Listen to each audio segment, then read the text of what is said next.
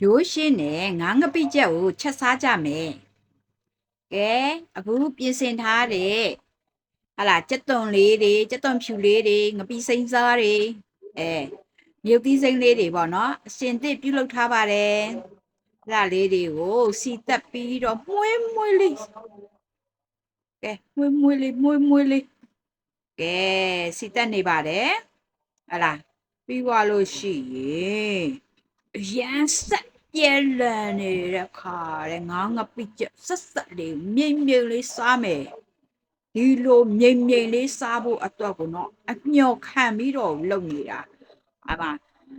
သမီးငယ်ရလဲနားတွေကြိုက်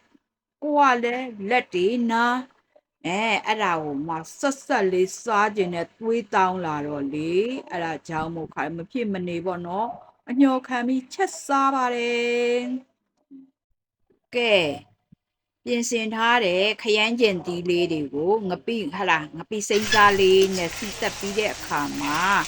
ငါးလေးကိုလည်းအညင်နဲ့ပြအောင်လို့စီလေးနည်းနည်းလေးလှိမ့်လိုက်ပါပေါ့နော်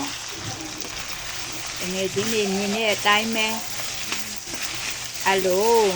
စီနဲ့နိုင်လေးနှက်ပြီးမှခါရဲရေကိုဘောလော့ထည့်ပြီးတော့